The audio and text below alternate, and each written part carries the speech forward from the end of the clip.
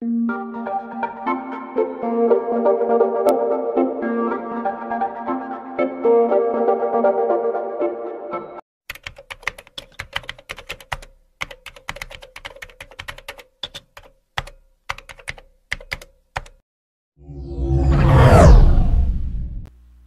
POV. Gaya ng inasahan ko, hindi na bumalik si Warren. Hindi ko na lang pinansin. Nasasanay na rin ako na may mga bagay siyang hindi tinutupad. Ngayon pa lang, hindi ko na gusto ang ginagawa niya. May mga sinasabi siyang hindi siya natutupad. Ikalawang beses niya nang sinabi sa akin na babalik siya para mag-usap kami, pero hindi niya ginagawa. Siguro dahil mas importante ang babaeng pinuntahan niya.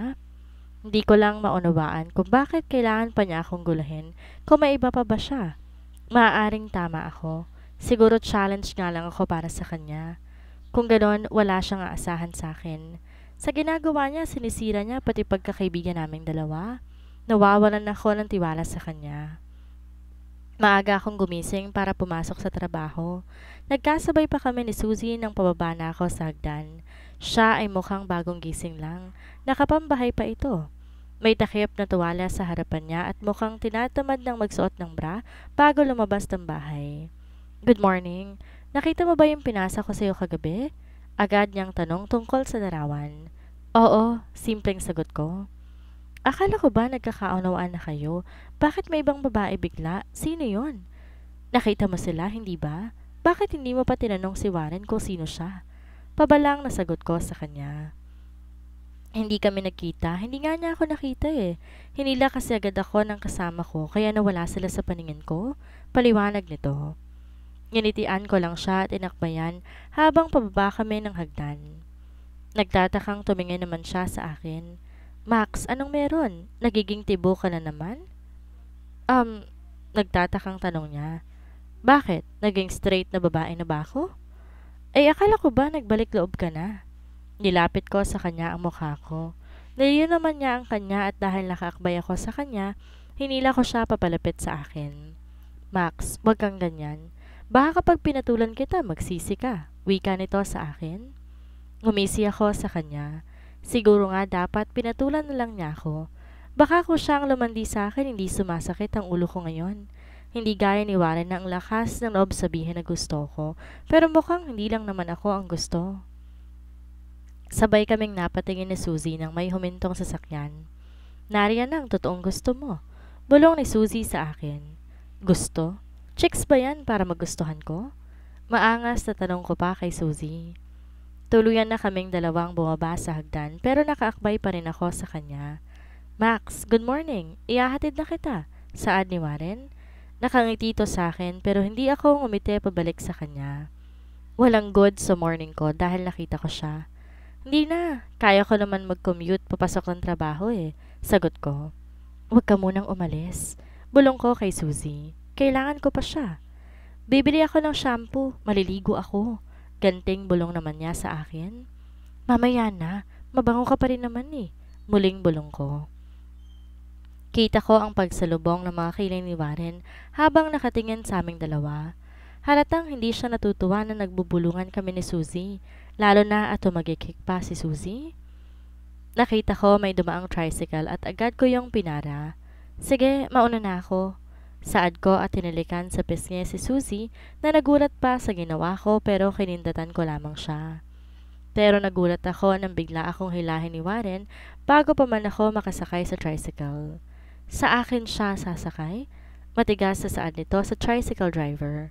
Hindi, tanggi ko. Kuya, sa'yo ko sasakay. Wait lang. Pigil ko sa driver bago pa ito umalis at bumaling ako kay Warren. Ano bang problema mo? Nagtatakang tanong ko sa kanya. Bakit ka pa magsasakay? Ihahatid na nga kita. Tsaka ano yun? Why did you kiss that woman? Tanong nito at itinuro pa niya si Suzy. Ano namang pakialam mo? Matapang na sagot ko. What?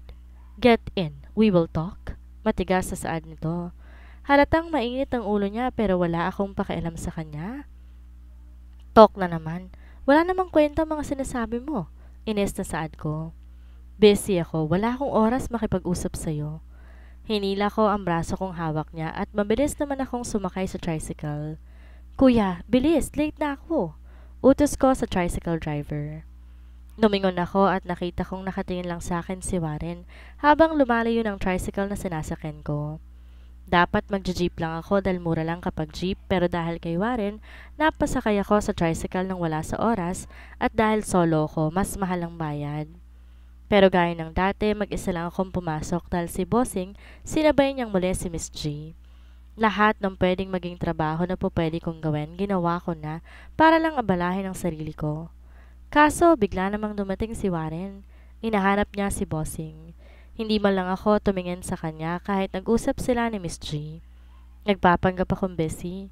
Hindi ko alam kung bakit nandito siya ngayon. Narinig ko lang na sinabi niyang may kailangan siya kay Sir Winston. Nagpaalam si Miss G na pupunta lang saglit sa marketing at may sasabihin daw siya. Kaya naiwan ako sa table ko mag-isa. Saka naman lumabas si Warren. Ramdam ko siyang nakatayo sa harap ng table ko pero nakatutok pa rin ang mga mata ko sa computer at nagtatype ako kunwari. Kahit wala naman talaga akong tinatype at kahit ako, hindi ko maintindihan ng mga letter na pinipindot ko. Nagpapanggap lamang akong busy. Max, tawag sa akin ni Warren. Mabilis naman akong tumayo. Yes sir, may kailangan po ba kayo? Formal na tanong ko sa kanya. Umiigting ang panga niya sa naging tanong ko. Are you mad? Hindi ko po alam ang sinasabi ninyo. Halatang naiinis ito dahil sa paraan ng pakikipag-usap ko sa kanya pero wala akong pakialam. Mas naiinis ako sa kanya. Why are you suddenly like this? You are being cold again? Kung wala na po kayong kailangan sa akin, pwede na po ba akong bumalik sa trabaho ko? Magalang na tanong ko sa kanya at hindi pinansin ang sinabi niya. Malakas na bumuntong hininga ito. Naupo naman ako. Tumitig siya sa akin pero walang emosyon na tumitig ako pabalik sa kanya. Umalis to nang walang imik, halatang asar siya. Tumaas naman ang sulok ng labi ko. Wala akong balak kausapin siya. Ginugulo niya ang isip ko at hindi ko yun gusto. Naaasar ako sa kanya. Pakiramdam ko, pinapaikot lang niya ako, inuuto. Lumalapit siya sa akin at sinasabi niyang gusto niya ako pero hindi naman ganon palagi ang nakikita ko. Paano niya nasabing gusto niya ako kung may iba pang babae siyang pinagkakabalahan? Gusto niya ako pero isang tawag lang sa kanya. Nagagawa niya akong iwan kahit hindi pa siya tapos magpaliwanag? Isa pa, yung post na nakita ko, hindi pa rin yun mawala sa isip ko. Naging abala na ako o mas tama talagang inabala ko ang sarili ko. Talagang nagbo-volunteer ako kay Miss G para sa mga trabahong po pwede niyang ipagawa sa akin. Nang dumating ang uwian, nauna na akong bumaba. Nag-uusap pa kasi sila ni Bossing sa opisina nito. Hi, Shirley baby. Bati ko naman sa best friend ni Miss G na si Miss Shirley na makita ko siya habang hinihintay ko si Miss G. Nasa lobby na ako, habang siya naman pauwi na siguro. Hello, Max? Nakangiting bati nito. Gumaganda ka lalo. Napasimangot naman ako sa sinabi niya. Pogi, Shirley baby? Pagtatama ko. Natawa ito. We, balita ko may poging bumubuntot sa'yo. Mapang-asar na saan nito. Fake news yung nabalitaan nyo. Talaga ba? Kaso hindi ko lang nabalitaan eh. Nakita ko rin kayo dati. Sinusundo ka pa rin niya, di ba? Mas lalo akong napasimangot. Kahit hindi niya sabihin, alam ko si Warren ang tinutukoy niya. Palagi kasi ako nung sinusundo dati. Di ko alam ang sinasabi ninyo. Tanggi ko. Sige, pupunta na ako sa parking. Ingat kayo pa uwi. Paalam ko sa kanya bago pa niya ako asarin ang asarin. Papunta pa lang ako sa kotse ni Miss G nang mapahinto ako dahil sa kotseng biglang huminto sa harap ko. Bumaba mula roon si Warren. Max, parang nagmamakaawang saan nito. Sorry na, pansinin mo na ako. Ano naman ang hinihingi mo ng tawad? Walang emosyong tanong ko. Baka naman humihingi lang siya ng tawad para kausapin ko siya, pero hindi naman niya alam ang ginawa niyang mali. Hindi ko rin alam kung ano nagawa kong mali eh. Kaya ako anumang nagawa ko, sorry na. Sabihin mo kung anong gagawin ko, mapatawad mo lang ako. Pakiusap niya sa akin. Mas naasar ako sa sinabi niya. Tama ako. Nagsusorry siya kahit wala siyang ideya kung bakit busit ako sa kanya. Eh gayong dapat alam na niya yun. 2 beses. 2 beses niyang ginawa iyon. Ready na akong makinig sa unang explanation niya kaso tumawag ang babae niya kaya iniwan niya ako. Sapat na siguro yon para matauhan ako. Wala ka naman dapat gawin. Okay naman tayo. baliwalang sagot ko sa kanya. Okay, obviously we're not okay. Frustrated na saan nito. You even kissed Susie. Kala ko ba alam mong gusto kita? Tumaas ang kilay ko sa sinabi niya. Ano naman kung gusto mo ko? Hindi naman ikaw ang gusto ko ah. Simpleng sagot ko habang nakatingin lang ng diretso sa kanya. Sinabi ko naman sa'yo, hindi ba? Babae ang gusto ko. Babae ka ba? Max, hindi makapaniwalang sambit nito habang nakatingin sa akin. Kung gusto mo pa rin akong maging kaibigan, hindi mo pakikialaman kung sino mang gugustuhin mo. Huwag kang mag-alala. Ganon din ako. Umiling to at tumawak sa batok niya na para bang sumasakit iyon. Akala ko malinaw na sa'yo na ikaw ang gusto ko at gagawin kong lahat para magustuhan mo rin ako. Bakit biglang naging ganito? Umalis lang ako ng bansa saglit, may karibal na agad ako? Problemadong wika nito. Ngumiti ako ng matamis sa kanya upang mas maasar siya. Hindi mo siya karibal kasi wala ka namang pag-asa sa akin eh. Doon siya sa babae niya. Hindi niya na ako mauuto ulit. Tama na yung muntik akong bumigay sa matatamis na mga salita niya. Chicks ang gusto ko at hindi kita magugustuhan dahil hindi ka naman chicks, dagdag ko pa. Dumilim ang mukha nito. Kita kong hindi siya natutuwa sa mga sinasabi ko pero hindi rin ako natutuwang nakikita ko siya ngayon. Bumabalik lang sa alaala ko ang larawang nakita ko. Nilampasan ko na siya. Nagtungo ko sa kotse ni Miss G. Nang makasakay naman ako, nag-text si Bossing na mauna na akong umuwi. Dahil may dinner pa raw sila sa labas ni Miss G. Nakita ko ang paalis na sasakyan ni Warren. Kung kailangan kong mas angasan pa at gamitin si Susie para lang ipagtabuyan si Warren, gagawin ko. Mas mabuting layuan ko siya kaysa naman masaktan akong lalo. Pinakiingatan ko ang puso ko at pakiramdam ko, may konting lamat na yon. Kailangan kong agapan bago pa tuluyang lumaki dahil pakiramdam ko. Mas masasaktan ako kapag nalaman ko pang ibang bagay tungkol kay Warren. Marami pa akong hindi alam sa kanya at natatakot akong malaman pa yon. Kaya ngayon pa lang pipigilan ko na ang umuusbong na pagtingin ko. Habang nagmamaneho ko papunta sa bahay ni Bossing, huminto ang sinasakyan ko saglit dahil may palabas na kotse mula sa parking.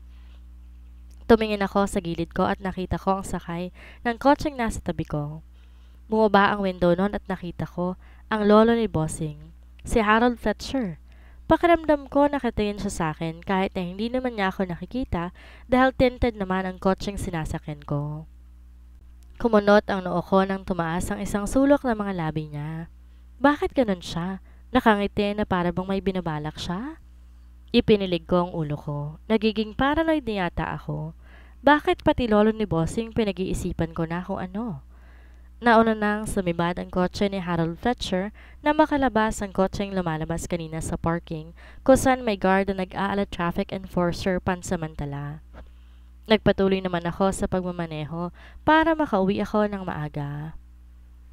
Dumating ka na pala. Napatingin ako kay Susie na biglang lumabas sa apartment niya. Nagsususi ako ngayon ng pinto para sana makapasok na ako. Bakit? Tanong ko sa kanya. Mukhang inaabangan niya ako. May pumarito kanina, hinahanap ka.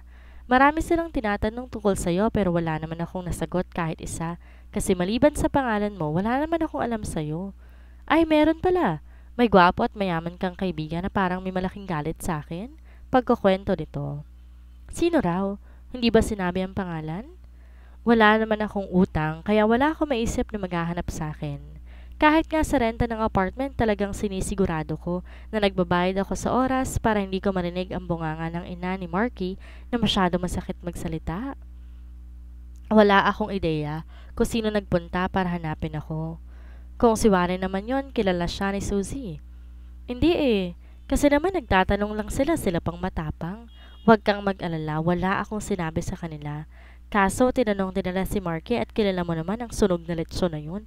Madaldal kaya baka siya may sinabi. Tumango ako kay Susie. Napatingin ako sa ayos niya. Mukhang papasok na siya sa trabaho dahil sobrang sexy na naman ang suot niya. Hindi gaya kaninang umaga na wala pa siyang suklay. Sige, salamat. Ay wait, may isa pa. Napahinto ako sa akmang pagpasok ko sa loob ng apartment ko. Si Warren, may away na naman ba kayo? Wala naman, pagsisinungaling ko. Anong wala? Alam kong ginamit mo ako kanina para inisin siya. Alam mo, Hindi pa kayo pero grabe na kayo mag-away. Kawawa siya kanina nung iniwan mo eh. Parang gustong manapak dahil sa asar. Pati ako inaaway, nilalandi daw kita. Layuan daw kita. Ay, sinasabi ko sa'yo. Malala ang tama sa'yo ng kaibigan mo na yan. Umiiling-iling pa ito na parang hindi makapaniwala sa inasal ni Warren. Huwag mo na lang siyang pansinin, pampam lang yun. Pinanlakihan ako ng mga mata ni Suzy na para bang sinasaway ako dahil sa sinabi ko. Max, hindi pa ba halata? Gusto ka niya. Hindi pa ba siya umaamin sa'yo? Tanong nito. Di agad ako nakasagot sa tanong niya. Inalis ko ang bara sa lalamunan ko. Malilate ka na, baka pagalitan ka ni Madam. Pagbabago ko ng usapan. Wait, may isa pa pala. Last na talaga to. Tinaas pa niya ang kamay ko para pigilan ako. Si Madam. Tinatanong din niya kung wala pa talaga kayong relasyon ni Warren. Sabi ko meron. Saad nito at gumisi. Bakit mo sinabing meron? Bigla naman akong namroblema sa nalaman ko. Ayaw pa naman ni Madam na magkagusto ko kay Warren. Sorry na. Nagtataka kasi ako kung bakit interesado siya sa'yo eh. Tinatanong pa nga niya kung matagal na tayong magkakilala at kung ano-ano pa tungkol sa'yo. Pero gaya ng dalawang lalaking pumarito kanina, same ang sagot ko. Wala akong alam. Bakit maraming tao ang biglang interesado tungkol sa akin? Hanggang sa makaalis na si Suzy, nakasunod lang ang tingin ko sa kanya. Hindi ko ugaling magkwento ng tungkol sa pamilya ko, lalo na't hindi maganda ang samahan namin ng ama ko. Pumasok na ako sa loob ng apartment ko na mapatingin ako sa papel na nasa pintuan. Siguro sinuot yon sa ilalim ng pinto. Dinampot ko yon at binasa. Stop coming back. You will regret it. Yun lang ang nakalagay sa sulat. Nakaprint pa ang pagkakasulat noon. Napakunot ang noo ko. Hindi ko gets. Hindi naman ako umaalis pero bakit sinasabing wag na raw akong bumalik kung hindi pagsisisihan ko? Sino namang sabog ang nagbigay nito? Mukhang maling taong pinadalhan nila ng sulat. Baka yung nagtatanong kay Suzy ng mga lalaki kanina na pagkamalan lang siguro ako? Sigurado ako, hindi ako ang tinutukoy ng sulat dahil matagal na ako nakatira dito sa apartment ko at wala naman akong binabalikan. Nilamukos ko ang sulat bago ko yon tinapon sa basurahan. Bati ako nananahimik pagbabantaan nila. Maaga pa akong nakauwi kaya nagpahinga muna ako bago ko nagsimulang magluto ng hapunan ko. Minsan nakakatamad talagang magluto eh, lalo na't ako lang naman ang kakain. Pero mas mapapalaki kasi ang gastos ko kapag sa labas ako kumain o kaya luto na ang bibilhin ko. Kakain sana ako ng hapunan nang may kumatok sa pinto, kaya muli akong tumayo mula sa pagkakaupo ko. Sino naman kayang istorbo ngayon? Nang buksan ko ang pinto, napakunot ang noo ko nang makita ko ang isang napakatangkad na babae. Straight ang buhok nito, may makapal na bangs. Naka-red dress siya na may mahabang sleeves at abot hanggang tuhod. Habang boots naman ang pangpaa nito. Nakaitim na sunglass to kahit gabing-gabi naman. Idagdag pa ang medyo malaking summer hat na suot nito. Natatakpan ang mukha niya, pero inalis niya ang sunglass, pero napansin ko ang kamay niya. Mahahaba ang mga daliri niya pero masyadong malaki ang kamay niya at may mga ugat yon sa likod. Pasmado ba siya? Nagbabasa ng kamay kahit pagod kaya ganon? Nalaglag ang pangako na makita ko ang mukha niya. Kinusot ko pa ang mga mata ko dahil baka namamalikmata lang ako. Muli akong tumitig sa mukha niya para masigurado kung tama bang nakikita ko. Maganda. Siguro dahil sa matangos na ilong niya at magandang labi na may pinta ng pulang-pulang lipstick. Kailangan ko pang tumingala dahil mas mataas siya sa akin. Unti-unting nagsalubong ang kilay ko nang masigurado ko na kung sino siya. Anong kalokohan to? Hindi ko na natapos ang sasabihin ko nang takpan niya ang bibig ko at mabilis na pumasok ito sa loob ng apartment.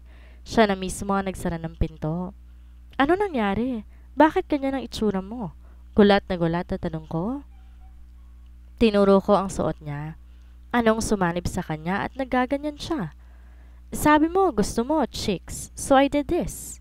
Mas lalong nalaglag ang pangako sa naging sagot niya. Bagay ba? Na-in love ka ba sa alindog ko?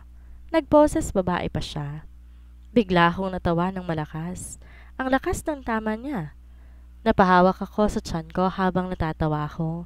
Hindi ko alam kung bakit bigla Nagbihis babae si Warren dahil lang babae ang gusto ko? Ang tanga naman niya. Gusto ko babae pero gusto ko loyal at hindi sinungaling kaya ayoko pa rin sa kanya. Natatawa ako sa itsura niya ngayon pero hindi ako natutuwa sa kanya. Baliw ka ba? Pinipigilan kong matawa. Galit dapat ako sa kanya kaya hindi ako po pwedeng tumawa sa harapan niya. In fairness, ang ganda niya pero lalaki pa rin siya. Sa'yo oo, kaya nga ginagawa ko to Tumikhim ako. Nawawala ang angas ko kapag bumabanat siya dati. Pero ngayon, hindi na yun tatalab sa akin. Kilala ko na siya. Sira ka? Ba't ka ba nagsuot ng ganyan? Nasisiraan ka na ba ng bait? Siguro naman ngayon, magugustuhan mo na ako. Chicks na ako. Ngumuso ito. Napangiti ako.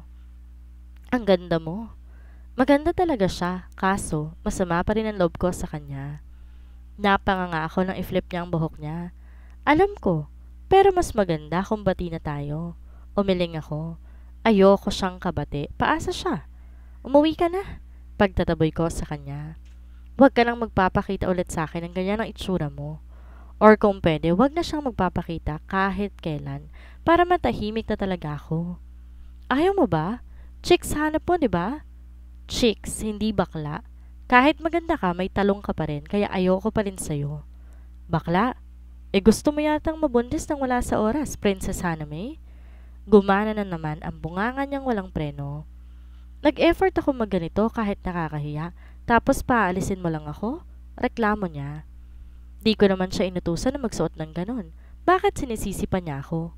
Akala ko ba hihingi siya ng tawad? Bakit ganito? Parang konsensyahin ko pa na patawarin ko siya. Sino ba kasing matinong tao ang magbibihis babae? Para lang magustuhan sila. Ano bang pumasok sa isip mo at ganyan ka? Wala naman akong sinabi sa'yo magbihis babae ka. Nakakahiya siya. Mabuti walang nakakakita at nakakakilala sa kanya. Akala ba niya, porket nagganyan siya mapapatawad ko na siya? Nagkakamali siya. Pero patutunayan ko sa'yo na seryoso ako. Na kung kailangan magdamit ako babae para lang magustuhan mo, gagawin ko. Ganon kita kagusto, kaya hayaan mo na akong ligawan ka. Alam mo, sa tingin mo ba, sapat na yung ginagawa mo? Seryosong tanong ko sa kanya. Huwag mong sabihin na gusto mo ring ipatanggal ang talong ko. Naihintakotang tanong niya sa akin. Hindi. Pero bakit hindi mo na lang ibaling sa ibang atensyon mo? Sigurado naman ako marami ka pang babaeng pagpipilian. Pasaring ko sa kanya. Iniwasan ko siya kaninang umaga.